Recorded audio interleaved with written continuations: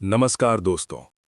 भारतीय अद्वैत परंपरा में एक अत्यंत रोचक शैली मिलती है, प्रश्न और उत्तर की शैली। इसी परंपरा में आचार्य संवादों की एक सुंदर धारा दिखाई देती है, जिसे कई स्थानों पर प्रश्नोत्तरी रत्न मालिका से जोड़ा जाता है। इस शैली में जिज्ञासु प्रश्न करता है और आचार्य एक छोटे गूढ़ उत्तर में पूरे वेदांत का सार रख देते हैं। यही संवाद आत्मबोध की यात्रा का आरंभ बनता है।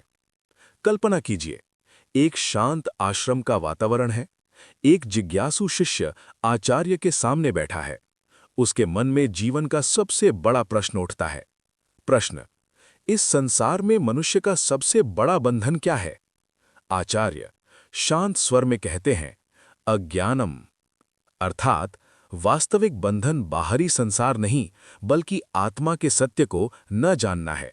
जब मनुष्य अपने वास्तविक स्वरूप को भूल जाता है और शरीर, मन तथा अहंकार को ही मैं मान लेता है, तभी बंधन का आरंभ होता है। वेदांत इसी अज्ञान को अविद्या कहता है। शिष्य फिर पूछता है, प्रश्न: तो फिर मुक्ति किससे प्राप्त होती है? आचार्य उत्तर देते हैं, ज्ञानात् एव मोक्षः।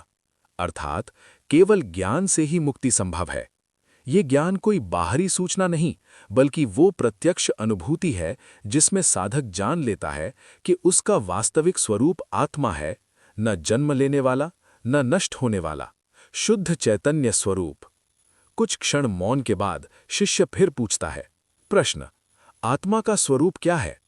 आचार्य कहते हैं, सच्चिदानंदः आत्मा, यानी आत्मा ही सत्य है, चेतना है और अनंत आनंद का स्रोत है। जब मनुष्य इस सत्य को पहचान लेता है, तब संसार का भय, दुख और भ्रम धीरे धीरे समाप्त होने लगता है। इसी प्रकार प्रश्न और उत्तर की ये श्रृंखला साधक को धीरे धीरे भीतर की यात्रा पर ले जाती है। हर प्रश्न मानो अज्ञान के एक पर्दे को हटाता है और हर उत्तर आत्मा के सत्य की एक झलक दिखाता है।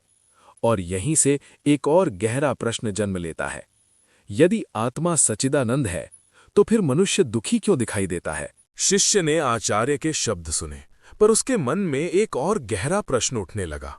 वो विनम्रता से पूछता है, प्रश्न: यदि आत्मा वास्तव में सच्चिदानंद है, तो मनुष्य दुख क्यों अनुभव करता है? आचार्य शांत भाव से उत्तर देते हैं, अध्यासात् दुःखम। अर्थात दुख का कारण आत्मा नहीं, बल्कि अध्यास है, वो भ्रम जिसमें मनुष्य अपने शुद्ध आत्मस्वरूप को भूलकर शरीर, मन और विचारों को ही मैं मान बैठता है। यही भ्रम जीवन के सारे भय, शोक और बंधन का मूल बन जाता है। शिष्य ये सुनकर कुछ देर विचार करता है, फिर अगला प्रश्न करता है, प्रश्न: ये अध्यास या भ्रम कैसे उत्पन्न होता है? आचार्य उत्तर देते हैं, अविद्या, यानी मूल कारण है अविद्या, वो अज्ञान जो मनुष्य को अपने वास्तविक स्वरूप से दूर कर देता है। जैसे अंधकार में रस्सी को सांप समझ लिया जाता है, वैसे ही अविद्या के कारण आत्मा को शरीर समझ लिया जाता है। अब शिष्य के मन में जिज्ञासा और बढ़ जाती है। वो पूछता है, इस अविद्या का नाश कैसे होगा? आचार्य कहते हैं, विवेक ज्ञानात्, अर्थात विवेक और आत्मज्ञान से। जब साधक बार बार ये विवेक करता है कि मैं शरीर नहीं, मन नहीं, बल्कि शुद्ध चैतन्य आत्मा हूं, तब धीरे धीरे अज्ञान का पर्दा हटने लगता है। कुछ क्षणों तक मौन छा जाता है। फिर शिष्य एक और गूढ़ प्रश्न करता है, विवेक कैसे उत्पन्न होता है? आचार्य उत्तर देते हैं, सत्संगात्, श्रवण मनन निदिध्यासनात्। अर्थात सत्संग, शास्त्र का श्रवण, उस पर मनन और गहरे ध्यान के द्वारा। यही साधना मनुष्य को धीरे धीरे बाहरी भ्रम से उठाकर आत्मसत्य की ओर ले जाती है। और जब शिष्य ये सुनता है, तो उसके भीतर एक अंतिम जिज्ञासा जागती है, यदि आत्मज्ञान ही मुक्ति का मार्ग है, तो क्या हर मनुष्य इसे प्राप्त कर सकता है? आचार्य के वचन सुनकर शिष्य के मन में एक और जिज्ञासा जाग उठती है। वो विनम्रता से आगे पूछता है, प्रश्न: यदि आत्मज्ञान ही मुक्ति का मार्ग है, तो क्या हर मनुष्य इसे प्राप्त कर सकता है? आचार्य मधुर स्वर में उत्तर देते हैं, यह इच्छति सह प्राप्नोति। अर्थात जो सच्चे हृदय से इसकी इच्छा करता है और साधना के मार्ग पर चलता है, वही अंततः आत्मज्ञान को प्राप्त करता है। आत्मबोध किसी विशेष व्यक्ति की संपत्ति नहीं, बल्कि हर जीव का स्वाभाविक अधिकार है। शिष्य फिर पूछता है, प्रश्न, परंतु साधना का प्रथम चरण क्या है? आचार्य उत्तर देते हैं, विवेकः प्रथमम साधनम, अर्थात विवेक ही पहला कदम है। ये समझ कि क्या नश्वर है और क्या शाश्वत, यही विवेक साधक को संसार के मोह से धीरे धीरे अलग करता है। शिष्य पुनः जिज्ञासा करता है, प्रश्न, नश्वर और शाश्वत में भेद कैसे जाना जाए? आचार्य कहते हैं, यत परिवर्तनशीलम तत् अनित्यम, यत अविकारी तत् नित्यम, अर्थात जो बदलता है वो अनित्य है और जो कभी नहीं बदलता वही नित्य है। शरीर बदलता है, विचार बदलते हैं, भावनाएं बदलती हैं, पर जो इन सब को देख रहा है वो साक्षी चैतन्य कभी नहीं बदलता। शिष्य के मन में अब एक और प्रश्न उठता है। प्रश्न, क्या वही साक्षी ही आत्मा है? आचार्य मुस्कुराकर कहते हैं, आम साक्षी एव आत्मा, अर्थात वही साक्षी आत्मा है जो न जन्म लेता है, न मरता है, न दुखी होता है, न बंधता है, वो केवल देखता है, शांत, शुद्ध और पूर्ण। इन शब्दों को सुनकर शिष्य के भीतर गहरी शांति उतरने लगती है, परंतु उसके मन में अभी भी एक सूक्ष्म प्रश्न शेष है। यदि आत्मा सदा मुक्त है, तो फिर मुक्ति की साधना क्यों करनी पड़ती है? शिष्य ने जब ये सुना कि आत्मा सदा से मुक्त है, तो उसके भीतर एक और सूक्ष्म जिज्ञासा उत्पन्न हुई। वो विनम्र होकर पूछता है, प्रश्न, यदि आत्मा सदा मुक्त है तो फिर मुक्ति की साधना क्यों करनी पड़ती है? आचार्य शांत स्वर में उत्तर देते हैं, बंधनम न वस्तुतः केवलम भ्रांति ही, अर्थात वास्तव में आत्मा कभी बंधी नहीं है, बंधन केवल एक भ्रम है। जैसे स्वप्न में मनुष्य स्वयं को दुखी देखता है, पर जागने पर समझ जाता है कि वो सब केवल कल्पना थी, उसी प्रकार आत्मज्ञान जागरण है। शिष्य कुछ क्षण सोचता है और फिर पूछता है, प्रश्न, यदि बंधन केवल भ्रम है तो इस भ्रम का अंत कैसे होगा? आचार्य उत्तर देते हैं, आत्मविचारात, अर्थात आत्मविचार से। जब साधक बार बार अपने भीतर ये खोज करता है, मैं कौन हूं, तब धीरे धीरे मन के सभी झूठे आवरण हटने लगते हैं और आत्मा का प्रकाश प्रकट होने लगता है। शिष्य पुनः पूछता है, प्रश्न, आत्मविचार का मार्ग कैसा है? आचार्य कहते हैं, मौन मार्गः सूक्ष्मः, अर्थात ये मार्ग सूक्ष्म है और अंततः मौन में ले जाता है, क्योंकि आत्मा शब्दों से नहीं जानी जाती, बल्कि मौन की गहराई में अनुभव की जाती है। अब शिष्य के मन में अंतिम जिज्ञासा उठती है। प्रश्न, जब आत्मा का अनुभव हो जाता है, तब साधक की अवस्था कैसी होती है? आचार्य उत्तर देते हैं, शांति ही, आनंदः, पूर्णता, अर्थात उस अवस्था में मन पूर्णतः शांत हो जाता है। वहां कोई भय नहीं रहता, कोई अभाव नहीं रहता, केवल शुद्ध आनंद और पूर्णता का अनुभव होता है। और यही है वेदांत की उस गूढ़ परंपरा का सार, जहां प्रश्न छोटे होते हैं पर उत्तर अनंत गहराई लिए होते हैं। परंतु इस ज्ञान का एक और रहस्य है। ऐसा कौन सा एक गुण है जो साधक को आत्मज्ञान के मार्ग पर सबसे तेजी से आगे बढ़ाता है? शिष्य के भीतर जिज्ञासा अब और भी प्रबल हो चुकी थी। उसने श्रद्धा से आचार्य की ओर देखा और अगला प्रश्न किया। प्रश्न, ऐसा कौन सा एक गुण है जो साधक को आत्मज्ञान के मार्ग पर सबसे शीघ्र आगे बढ़ाता है? आचार्य कुछ क्षण मौन रहे, फिर शांत स्वर में बोले, श्रद्धा एव महान बलम, अर्थात साधक के लिए सबसे बड़ा बल श्रद्धा है। श्रद्धा वो आंतरिक विश्वास है जो साधक को कठिन साधना में भी स्थिर रखता है और उसे बार बार सत्य की ओर लौटाता है। शिष्य ने फिर पूछा, प्रश्न, श्रद्धा किसमें होनी चाहिए? आचार्य उत्तर देते हैं, गुरौ शास्त्रे आत्मनि च, अर्थात गुरु में, शास्त्रों में और अपने भीतर स्थित आत्म तत्व में। जब साधक इन तीनों में श्रद्धा रखता है, तब उसका मार्ग धीरे धीरे स्पष्ट होने लगता है। शिष्य ने फिर एक और प्रश्न किया। प्रश्न, संसार के आकर्षण से मन को कैसे बचाया जाए? आचार्य बोले, वैराग्येण मनः शम्यति, अर्थात वैराग्य से मन शांत होता है। वैराग्य का अर्थ संसार से भागना नहीं, बल्कि ये समझना है कि बाहरी वस्तुएं क्षणिक हैं और सच्चा आनंद आत्मा में ही है। कुछ क्षणों तक गहरी शांति छाई रही। फिर शिष्य ने अंतिम प्रश्न किया। प्रश्न: जब मन पूर्णतः शांत हो जाता है, तब साधक क्या अनुभव करता है? आचार्य मुस्कुराकर बोले, स्वात्मानंदम, अर्थात वो अपने ही आत्मस्वरूप के आनंद का अनुभव करता है। वहां खोज समाप्त हो जाती है, क्योंकि साधक जान लेता है कि जिसे वो बाहर खोज रहा था, वो तो सदैव उसके भीतर ही था। और यही प्रश्न उत्तर की वो परंपरा है जिसमें छोटे छोटे प्रश्नों में वेदांत का विशाल रहस्य छिपा होता है। हर उत्तर साधक को थोड़ा और भीतर ले जाता है, जहां अंततः केवल एक ही सत्य प्रकट होता है, अहम ब्रह्मास्मि।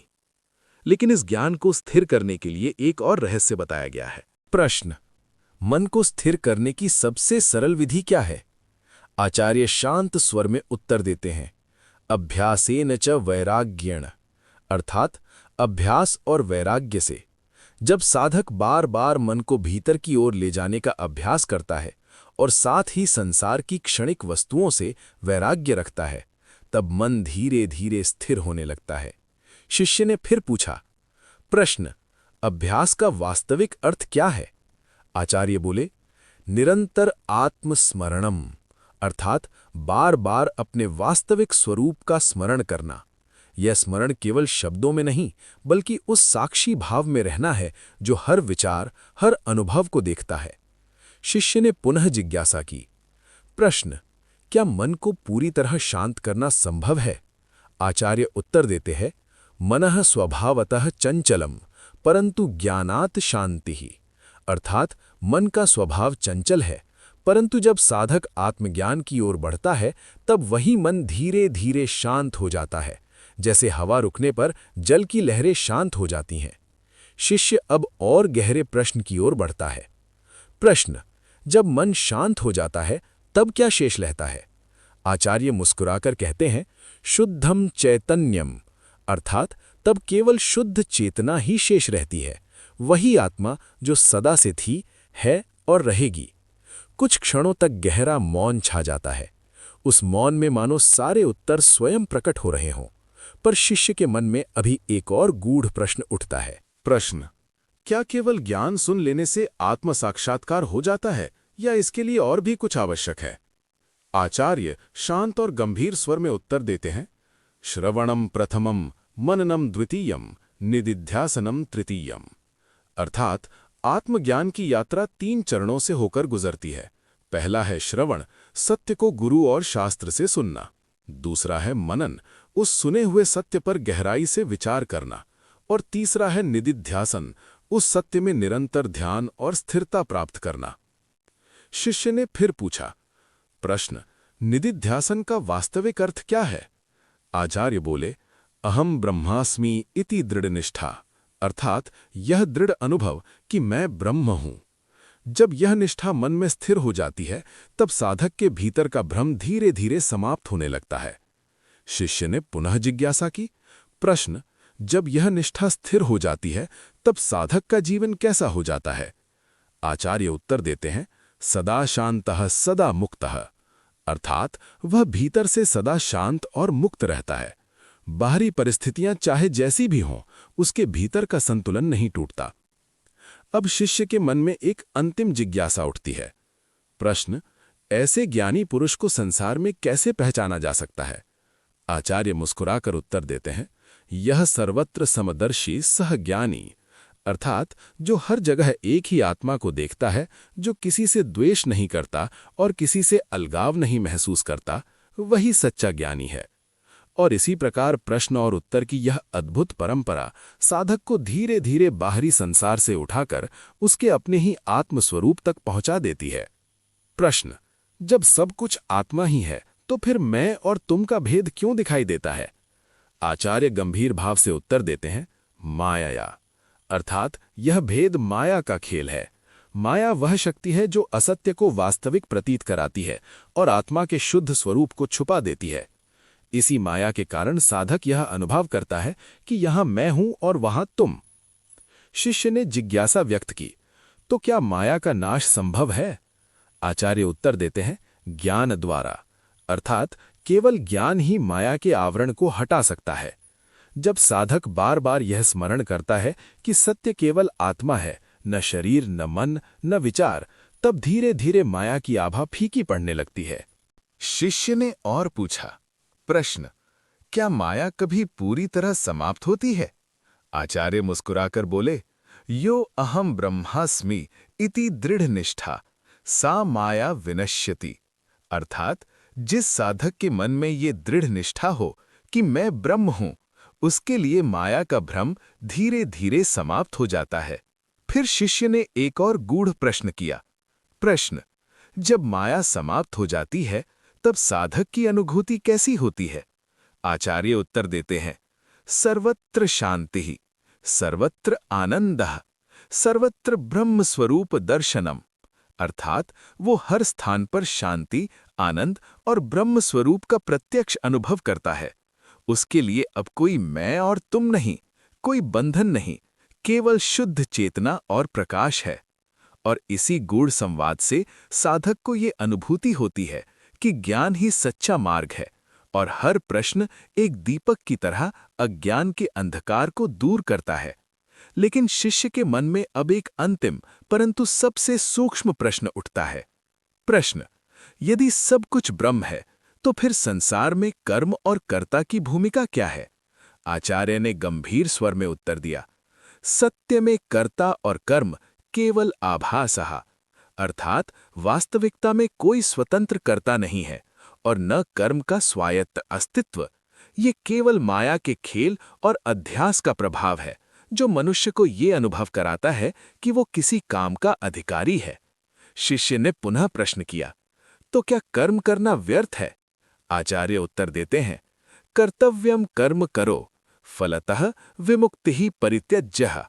अर्थात अपने धर्म और कर्तव्य का पालन करो, पर आसक्ति और परिणाम के बंधन से मुक्त रहो। यही कर्म योग का सार है। कर्म करना आवश्यक है, परंतु स्वयं को कर्म फल से अलग रखना। शिष्य ने फिर पूछा, प्रश्न, साधक किस प्रकार परिणाम से विमुक्त रह सकता है? आचार्य बोले, सर्वम ब्रह्माय समर्पये। अर्थात जब हर कर्म को ब्रह्म को समर्पित कर दिया जाता है तो साधक स्वयं को कर्म फल से अलग अनुभव करता है। ये समर्पण मन को शांत और मुक्त बनाता है। शिष्य ने गहराई से सोचा और अंततः पूछा, प्रश्न, इस संसार के भ्रम में भी आनंद संभव है? आचार्य मुस्कुराकर उत्तर देते हैं, आनंदः आत्म साक्षात अन्यत्र नास्ति। यानी वास्तविक आनंद केवल आत्मा के प्रत्यक्ष अनुभव में है। बाहरी संसार का सुख क्षणिक और असत्य है। और इस प्रकार प्रश्नोत्तर की ये श्रृंखला साधक को धीरे धीरे उस सत्य की ओर ले जाती है जहां हर भ्रम का अंत होता है और केवल शुद्ध चेतना ही शेष रहती है। शिष्य ने उत्सुकता से पूछा, प्रश्न, क्या साधक इस अनुभव को स्थायी रूप से बनाए रख सकता है या ये केवल क्षणिक अनुभूति है? आचार्य ने गंभीरता से उत्तर दिया, स्थैर्यम अभ्यासेन साध्यते। अर्थात ये स्थायित्व केवल निरंतर अभ्यास और सतत ध्यान से प्राप्त होता है। जो साधक अपने मन और चेतना को बार बार आत्मा के सत्य में लगा देता है, वही अनुभव स्थायी हो जाता है। शिष्य ने फिर पूछा, प्रश्न, अभ्यास का स्वरूप कैसा होना चाहिए? आचार्य बोले, सतत स्मरणम, ध्यानम और निर्लिप्तता। अर्थात साधक को निरंतर अपने वास्तविक स्वरूप का स्मरण करना चाहिए, ध्यान में स्थिर रहना चाहिए और सांसारिक वस्तुओं से आसक्ति नहीं रखनी चाहिए। यही अभ्यास मन को स्थिर और चेतना को मुक्त बनाता है। शिष्य ने अगला प्रश्न उठाया, प्रश्न, क्या बाहरी साधनों की आवश्यकता है या केवल भीतर की साधना पर्याप्त है? आचार्य उत्तर देते हैं, बाह्य साधन केवल प्रारंभ हेतु, अंततः आत्मावलोकन पर्याप्त। अर्थात प्रारंभ में गुरु, शास्त्र और साधनाएं मार्गदर्शक के रूप में सहायक होती हैं, पर अंततः साधक को स्वयं के भीतर झांकना ही वास्तविक साधना है। शिष्य ने फिर अंतिम प्रश्न पूछा, प्रश्न, जब ये अनुभव स्थायी हो जाता है तब साधक का जीवन कैसा होता है? आचार्य मुस्कुराकर उत्तर देते हैं, सदा शांत, सदा मुक्त, सर्वत्र आनंद युक्त। अर्थात साधक का मन किसी भी परिस्थिति से प्रभावित नहीं होता, उसका जीवन पूर्णतः स्वतंत्र और आनंदमय हो जाता है। और इसी ज्ञान की गूढ़ परंपरा में प्रत्येक प्रश्न साधक को भीतर की यात्रा पर और गहरा ले जाता है, जहां हर उत्तर एक दीपक की तरह अज्ञान के अंधकार को दूर करता है। शिष्य ने अपने हृदय में उठते प्रश्न को स्वर दिया। प्रश्न: यदि सब कुछ ब्रह्म है तो फिर मृत्यु का भय क्यों लगता है? आचार्य ने शांति से उत्तर दिया, भय केवल असत्य का अनुभव है। अर्थात मृत्यु का भय केवल माया और अध्यास से उत्पन्न होता है। जो जीव अपने वास्तविक स्वरूप आत्मा को नहीं पहचानता, वह सोचता है कि शरीर के समाप्त होने से सब समाप्त हो जाएगा। शिष्य ने फिर पूछा, प्रश्न: तो क्या मृत्युतः भी आत्मा शाश्वत रहती है? आचार्य उत्तर देते हैं, सर्वत्र शाश्वतम चैतन्यम। अर्थात आत्मा न जन्म लेती है न मरती है। मृत्यु केवल शरीर का परिवर्तन है। आत्मा सदा शाश्वत और स्वतंत्र रहती है। शिष्य ने जिज्ञासा से पूछा, प्रश्न: यदि आत्मा शाश्वत है तो जीवन का वास्तविक उद्देश्य क्या है? आचार्य बोले, आत्मा का प्रत्यक्ष अनुभव। यानी जीवन का असली उद्देश्य है अपने भीतर स्थित शुद्ध चेतना का प्रत्यक्ष अनुभव करना और अध्यास और माया के भ्रम से मुक्त होना। शिष्य ने फिर पूछा, प्रश्न: क्या प्रत्येक मनुष्य इस अनुभव को प्राप्त कर सकता है? आचार्य मुस्कुराते हुए उत्तर देते हैं, यह इच्छति सह साधयति। जो मनुष्य ईमानदारी से अपने हृदय में आत्मज्ञान की इच्छा करता है और अभ्यास में स्थिर रहता है, वही इस अनुभूति को प्राप्त कर सकता है।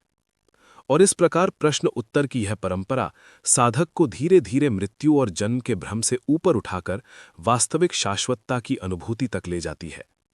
शिष्य ने गहरी सोच में डूबकर अगला प्रश्न पूछा। प्रश्न: यदि आत्मा शाश्वत है और माया केवल आभास है, तो फिर संसार का अनुभव क्यों प्रतीत होता है? आचार्य ने गंभीरता से उत्तर दिया, संसार केवल प्रतिबिंब है। अर्थात ये अनुभव असत्य नहीं है, परंतु वास्तविक स्वरूप नहीं है। जैसे चंद्रमा का प्रतिबिंब जल में दिखाई देता है, वैसे ही आत्मा पर माया की छाया पड़ने से संसार प्रकट होता है। वास्तविकता केवल आत्मा है, जो दिखता है वह केवल आभास है। शिष्य ने जिज्ञासा व्यक्त की। प्रश्न: क्या साधक इस आभास को समाप्त कर सकता है? आचार्य बोले, ज्ञानेन ध्यानेन विवेक साधनया। अर्थात केवल ज्ञान, गहन ध्यान और विवेक के अभ्यास से ही आभास धीरे धीरे कम होने लगता है। जब मन और बुद्धि स्थिर हो जाती है, तब संसार की माया फीकी पड़ने लगती है और शुद्ध चेतना का अनुभव प्रकट होता है। शिष्य ने फिर पूछा, प्रश्न: क्या संसार में रहते हुए भी ये अनुभव संभव है? आचार्य मुस्कुराकर उत्तर देते हैं, आत्मनिष्ठा जीवन सर्वत्र मुक्तः। अर्थात जो साधक अपने वास्तविक स्वरूप में स्थिर रहता है, वो संसार में रहते हुए भी स्वतंत्र और शांतिपूर्ण रह सकता है। माया का प्रभाव उस पर नहीं होता। शिष्य के मन में एक और सूक्ष्म प्रश्न उभरता है। प्रश्न: यदि साधक संसार में मुक्त हो सकता है, तो साधनाओं की आवश्यकता क्यों? आचार्य गंभीरता से उत्तर देते हैं, साधना केवल दर्पण है, आत्मज्ञान का मार्ग दिखाने हेतु। अर्थात साधनाएं, गुरु और शास्त्र केवल मार्गदर्शक हैं। अंततः अनुभव स्वयं के भीतर गहन आत्मावलोकन से ही प्राप्त होता है। और इसी रहस्य के साथ शिष्य को ये समझ आता है कि प्रत्येक प्रश्न जैसे अज्ञान के पर्दे को हटाता है और हर उत्तर उसे आत्मस्वरूप की शाश्वत अनुभूति की ओर अग्रसर करता है। शिष्य ने ध्यानपूर्वक और श्रद्धा से अगला प्रश्न किया। प्रश्न: जब सब कुछ ब्रह्म है, तो फिर मैं और सर्व का भेद किस प्रकार समाप्त होता है? आचार्य ने शांतिपूर्ण स्वर में उत्तर दिया, सर्वेहम ब्रह्मास्मि इति अनुभवे। अर्थात जब साधक अपने भीतर ये गहन अनुभव करता है कि मैं और सर्व कुछ ब्रह्म ही हूं, तब भेद का आभास स्वयं समाप्त हो जाता है। यही साक्षात्कार है। न मैं अलग हूं, न तू, न संसार, केवल शुद्ध चेतना का अनुभव है। शिष्य ने फिर पूछा। प्रश्न: ये अनुभव तुरंत प्राप्त होता है या धीरे धीरे? आचार्य मुस्कुराकर बोले, क्रमेण साधना द्वारा। अर्थात ये अनुभव धीरे धीरे प्राप्त होता है। सतत अभ्यास, आत्मनिरीक्षण और ध्यान के द्वारा ही मन के भ्रम फीके पड़ते हैं और वास्तविकता प्रकट होती है। शिष्य ने अगला प्रश्न उठाया। प्रश्न: साधक इस अनुभव को जीवन में कैसे बनाए रख सकता है?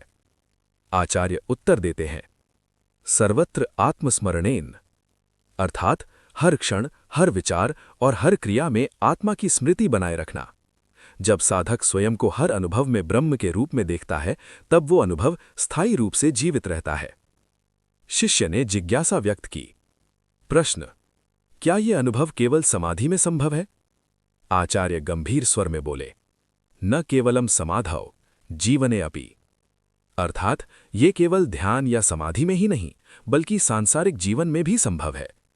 जो साधक अपने भीतर स्थिर है, वो कहीं भी, किसी भी परिस्थिति में शुद्ध चेतना का अनुभव कर सकता है। और इसी प्रकार प्रश्न और उत्तर की ये श्रृंखला साधक को धीरे धीरे उस अंतिम सत्य की ओर ले जाती है, जहां सब भ्रम समाप्त हो जाता है और केवल शुद्ध चेतना का अनुभव शाश्वत रूप में प्रकट होता है।